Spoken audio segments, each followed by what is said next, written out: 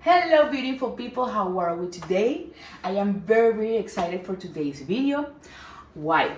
I mean, something huge is happening today in this interview. I have this lady next to me doing a video, guys, hard task. So who is her?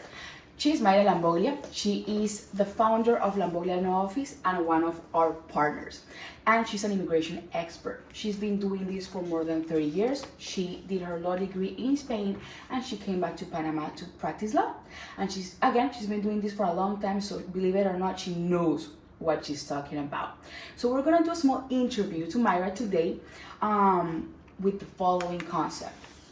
You're interested in buying property in Panama, what are the steps? How do you handle that, right? So we're gonna ask all the juicy questions and things that you might be thinking about today to Mayra. Hi Mayra, how are you? Fine, thank you. How are you? I am very good, very excited to be here with you doing this interview, right? Mm-hmm. We're gonna touch base on property purchase. You're interested, what are the first steps? Let's just get a basic overview. I'm from Canada. I wanna come to Panama and buy a property. I found a property that I loved. What are the steps? What happens? The first step, if you really love the property and you don't want to lose it, you're afraid might lose it, the first step is to make an offer to the seller, and if the seller accepts your offer, the second step, you need to hire a lawyer to represent your interests here. No?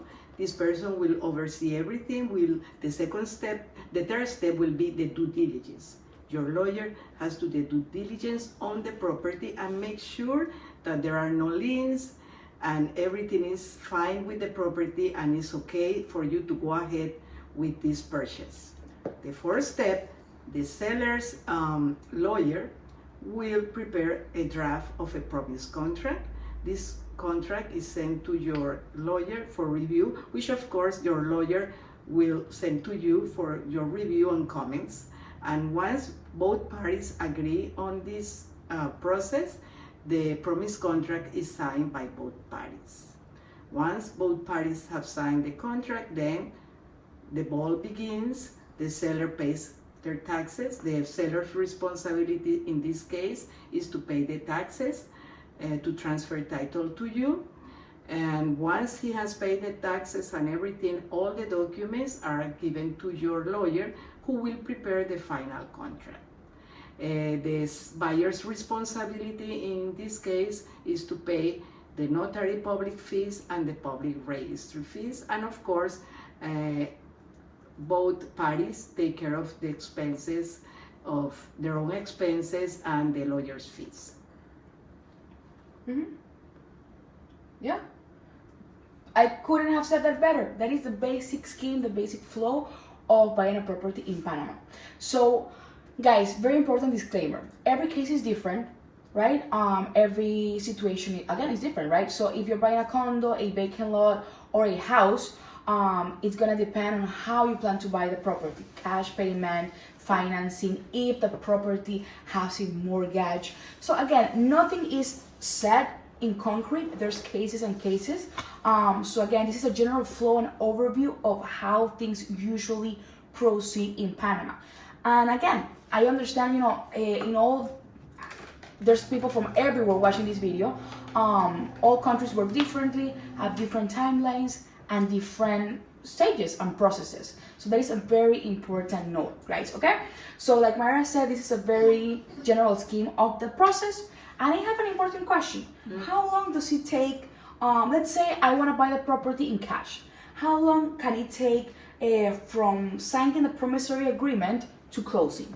Okay, if it's a cash payment and the property does not have a mortgage, then in 30 days you can close. This can be done.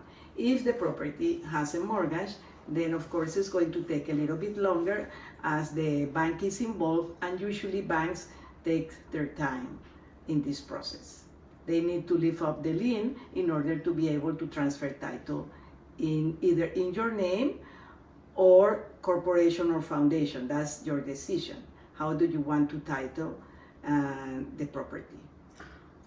And just based on that last comment, how do you want to title your property? this is a very important thing that you might want to think about before buying the property, because later on it's going to make a difference.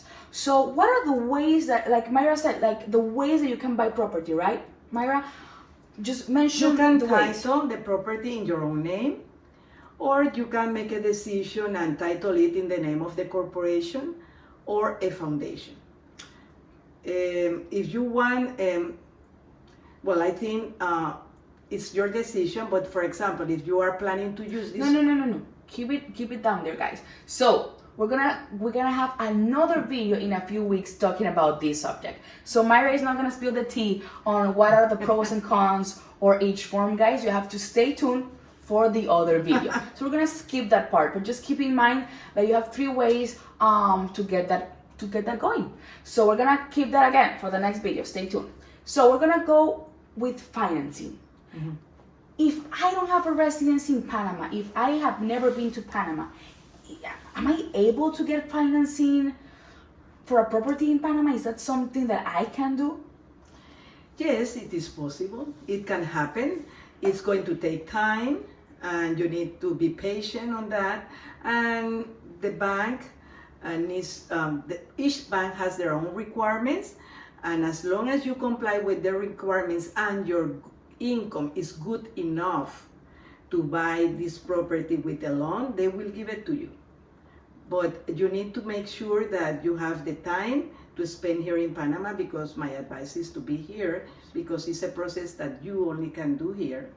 And there are different banks, and you choose the bank that best fits you and will be able to help you with this. It's not impossible, it is possible, but it's going to be slow and a little bit hard. Yes. Just to comment on that, keep in mind, guys, that all banks have different requirements and timelines and ways to do any process. But on this particular subject, if you don't have ties to Panama, if you have never even been to Panama or have residency, or maybe have rented a property, or references here, we're not gonna lie, it's kind of tough to get that, because think like the bank things, right? Like, this guy has never been here, does not have any ties to Panama. Like, who thinks he just may go back and leave the debt hanging, So that is why banks are very careful in that process. It is possible, but it's definitely a slower process, a patient process, and you have, like Myra said, to physically be here to really balance that out. So, very important thing. And on that note, I have a doubt. So, if I don't have any residency in Panama, am I able to purchase a property here in Panama if I don't have residency? Yes, of course. Anyone can buy a property in Panama. There is no problem, no restriction at all. You can title, as I said, in your own name, or title the property in the name of a corporation or foundation. It's a decision you will make at the end. Perfect. And let's say I don't have residency, right? I bought a property, or I'm gonna buy a property this year, but I may be interested in getting residency in Panama in 2 or 3 years, right? Is that a possibility? If I buy property in Panama, can I later on apply for some type of residency here? Yes, you can do it. It's no problem, and it's very easy to do that. And my advice will be, if you are thinking of moving to Panama, but not immediately, but you want to buy the property and at the present time probably use it as commercial, rent it or whatever, you need to tell your lawyer that in the future you are planning to buy this property, so your lawyer will be able to give you an advice on how to title this property and the steps that needs to be done in order to be able to get this visa in a couple of years. Yeah. So yeah, you heard that from Maya, guys. It is an option. There's quite a few visas that if you invest in property, you're later on able, right, to apply for residency here without having pensions or doing any other type of residencies. So keep again tuned for more videos on this subject. What are the residency types that you can do if you buy property here in Panama? So Myra, do you consider the process to purchase a property here in Panama hard? Would you consider it hard? No, it's very easy. The only thing is that it's different from your country. Each country has their own rules, their own ways to do things. It's different, but it's easy. It's an easy process, and if you have a good lawyer and the seller's lawyer is a good lawyer, there is not going to be any problem. If everyone knows what they are doing, there is not going to be any problem. And do you have to physically be in Panama for closing to buy the property, or you can come, check out the property, make sure everything is correct, and maybe you had an emergency or have to go back to work or whatever happens and you have to go back to your country? Do I have to physically come again for closing? No, it is not necessary, only unless you want to be here. You can give power of attorney to your lawyer, and he will be able to represent you in this transaction and sign all the documents on your behalf. Yeah, so you don't have to be physically here, guys. But we do recommend before buying a property, don't buy anything online. Make sure you come, check everything out. You like the area, you like the construction. Again, you're happy with your purchase because it is a big investment, and it's it's nice to be sure of your purchase before going through all the steps. So Myra, any final recommendations to all the people that might be watching this video on how to purchase? What do you need to check out to be secure in your transaction? Any final advice? My advice is take your time, come to Panama, check the place. If you really like the place, then follow the rules. First, as I said, the first thing, make the offer. The offer is accepted. The second step, you hire a lawyer. The third step, your lawyer is in charge, and this person needs to do the due diligence on the property to make sure that there are no liens. It's a clear title. Then the fourth step, your lawyer will review the promise contract that the seller's lawyer prepared. If both parties agree, the contract is signed, then the seller needs to take care of paying the taxes. Once everything has been done, all the documents will be sent or given to your lawyer, who will prepare the final contract. And as I said before, the buyer is responsible to pay the public notary and the notary, the public registry fees, both fees, and each party is responsible to pay their own lawyer's fees. Yeah, so guys, you heard it from an expert. She knows what she's talking about. Again, she has been doing this for a long time. So this is, again, a general overview. Every case is different, nothing is set on stone.